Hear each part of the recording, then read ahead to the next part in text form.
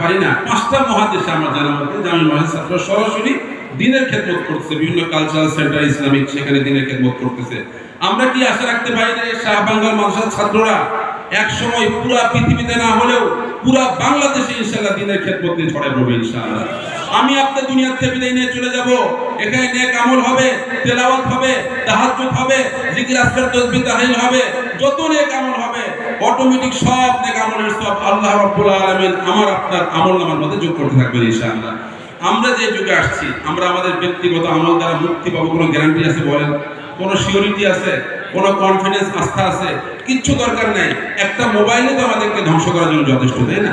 আমাদের ঈমান, আমল, জীবন, যৌবন, সমাজ, সংসার সবকিছু ধ্বংস করে দিচ্ছে, বরবাদ করে দিচ্ছে। এমন একটা কঠিন সিচুয়েশনে আল্লাহ রাব্বুল আলামিন জানেন যে বান্দা গুনাহ করবে, গুনাহ হবেই, কিন্তু আল্লাহ রাব্বুল আলামিন কিছু মাধ্যম রাখছেন।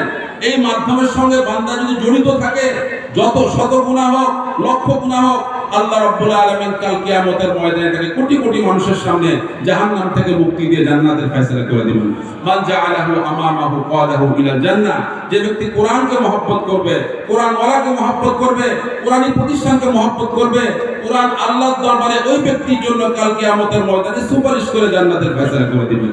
এই জন্য সর্বশেষ কথা, আপনারা যে রহমতের গাছ লাগাইছেন, একটা গাছ তো শুধু লাগাইলেই হয় না, লাগানোর পরে সেখানে আগাছা রেঞ্জ দিতে হয়, সার দিতে হয়, পানি দিতে হয়, তাহলে এই গাছটা একসময় বড় হয়ে ফুলে ফলে পরিপূর্ণ হয়ে যায়, ঠিক তাই না?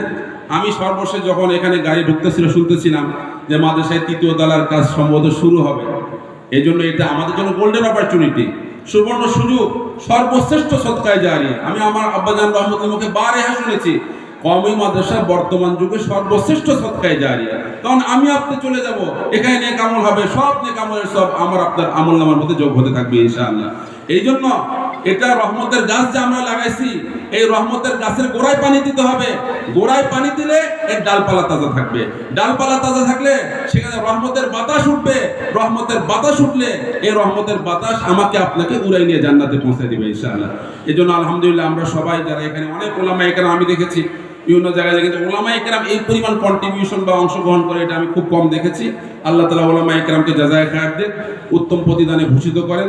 বিশেষ করে হযরত মাওলানা মুফতি রাফি বিন মনির সাহেব অনেক দূর থেকে এসেছেন, অনেক বড় অনেক স্যাক্রিফাইস, অনেক কোরবানি করে এখানে এসেছেন। আল্লাহ তাআলা হযরতকে নেক হায়াত দারাজ করে দেন এবং হযরতের ফায়দ আলোচনা দ্বারা আমাদের সবাইকে উপকৃত হওয়ার, দিন এবং দুনিয়াকে গঠন করার এবং আখিরাতের নাজাত এবং পাথেয় হিসেবে গ্রহণ করার তৌফিক দান করেন। ওয়া আখিরু দাওয়ানা আলহামদুলিল্লাহি রাব্বিল আলামিন। আসসালামু